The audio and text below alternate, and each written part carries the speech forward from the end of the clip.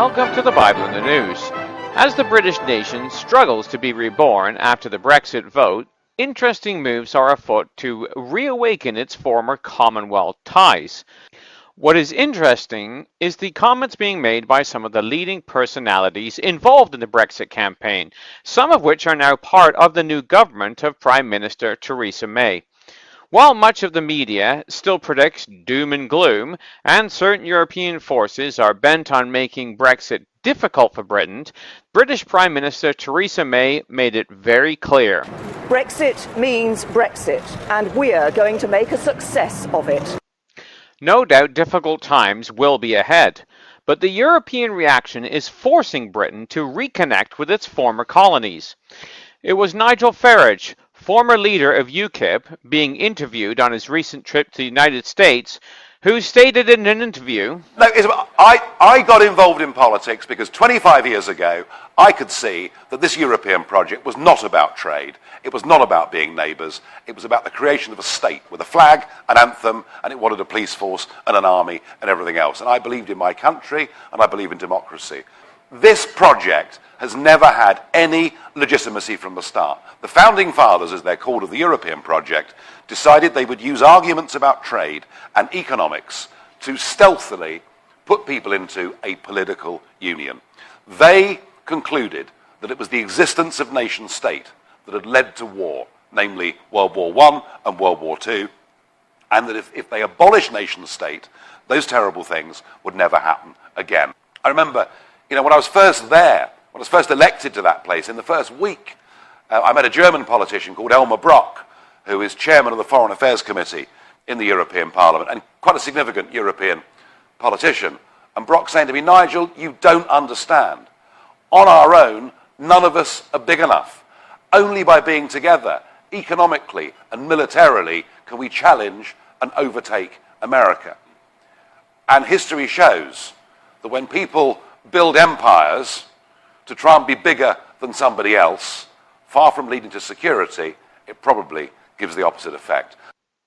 Now, what is fascinating about this reflection is two things.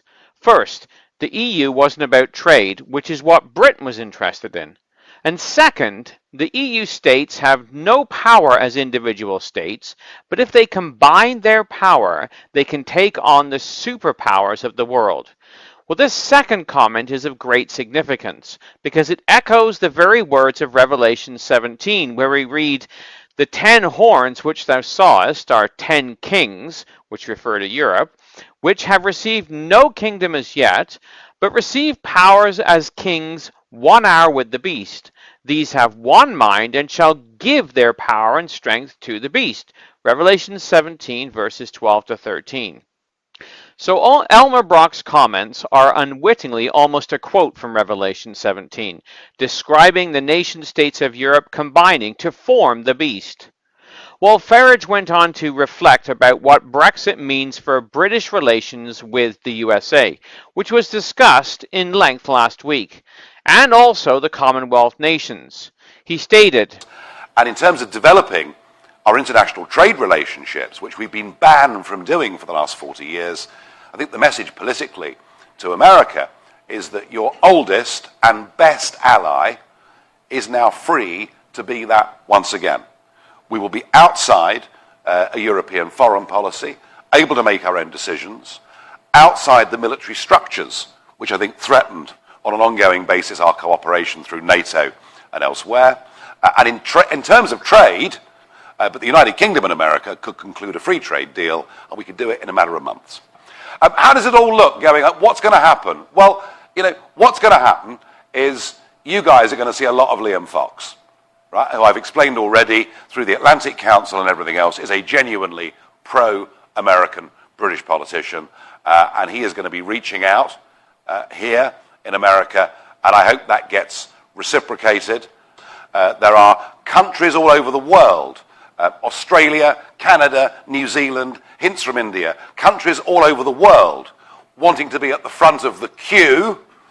Yeah, you listening, Obama? Who want to do trade deals with us. Provided the British government is resolute, we can sort out the European question, we can re-engage with you, our friends in the Commonwealth, and actually we'll look back on this in years to come and we'll say all we did was to end an abusive relationship, to opt for freedom, and to opt for Britain being a full global trading nation. That is how he sees the eventual outcome of the Brexit situation. Britain being a full global trading nation, allied with the Commonwealth and America. And notice who were named: Britain, Canada, New Zealand, India, United States, and Australia. It is fascinating that the scriptures are clear about the role of Britain in the time of the end. It is to be a trading nation with strong ties to its young lions. Tarshish is described as a merchant power in Ezekiel 27, verse 12. We read of Tarshish, thy merchant, by reason of the multitude of all kinds of riches. With silver, iron, tin, and lead they traded in thy fairs. Ezekiel describes the merchant of Tarshish connection with the young lions, which are the Commonwealth countries and America. We read in Ezekiel 38, verse 13, Sheba and Dedan and the merchants of Tarshish, with all the young lions thereof, shall say unto thee, Art thou come to take a spoil? Hast thou gathered thy company to take a prey, to carry away silver and gold, to take away cattle and goods, and to take away a great spoil? Well, the word merchants is translated by Strong's as to go around and to travel about in trade. And this is exactly the role Farage sees Britain returning to post-Brexit.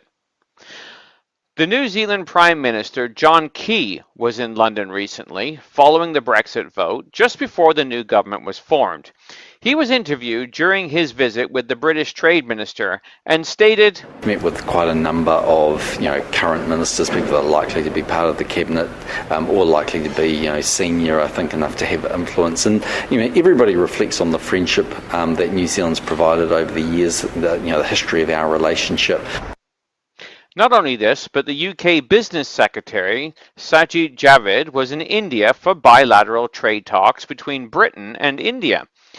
Paul Allen of Bloomberg News reported on the conversation between Prime Minister Teresa May and Australian Prime Minister Malcolm Turnbull. So both Prime Ministers had a phone conversation on Saturday. Malcolm Turnbull described the conversation as very constructive, and afterwards the British Prime Minister Teresa May put out an emailed statement, and she reiterated her point that Britain intends to make a success out of Brexit, and striking free trade deals with partners across the globe is all part of that plan. Allen went on to recall the economic disaster for Australia and New Zealand when Britain first joined the EU. And I only just remember these days when Britain first joined the EEC, and it had a very profound impact on the economies of Australia and New Zealand. The biggest trade partner basically wandering off into the sunset.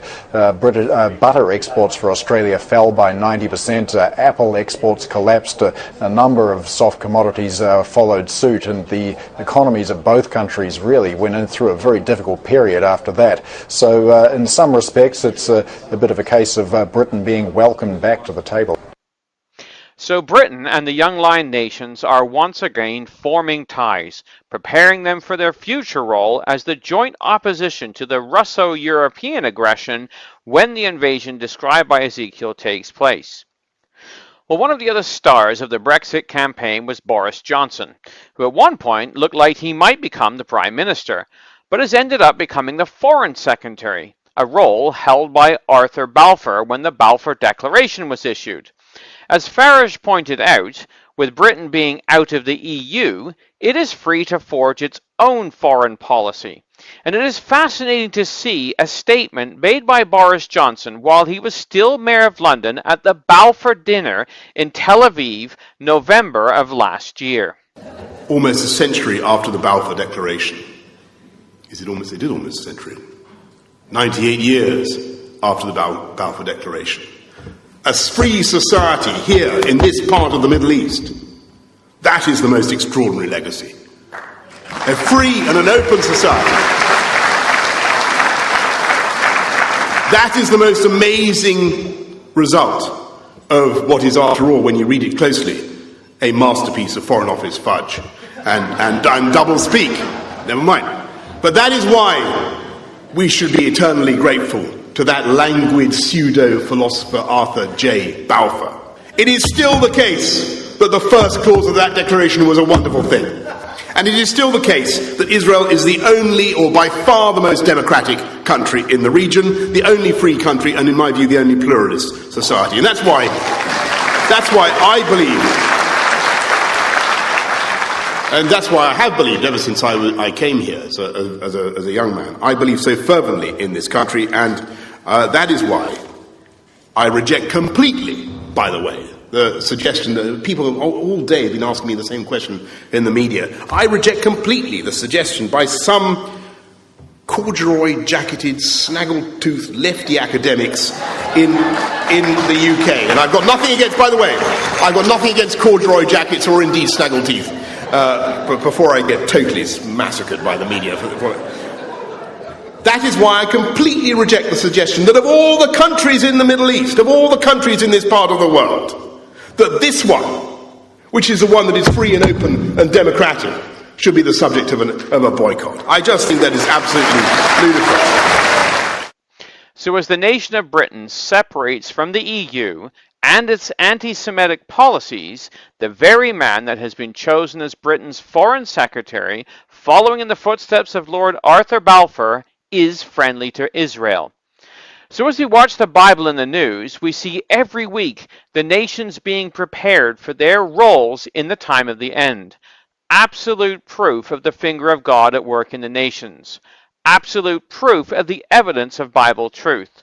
Although the nations may still wrestle and withstand the influence of the angels, we read in Daniel 4 verse 17, "This matter is by the decree of the watchers, and the demand by the word of the holy ones, to the intent that the living may know that the Most High ruleth in the kingdom of men, and giveth it to whomsoever he will, and setteth up over it the basest of men.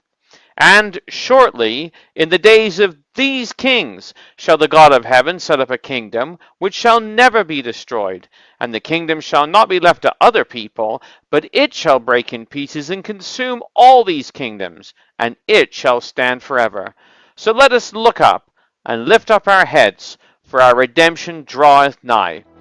For the Bible in the News, this has been Jonathan Bowen joining you.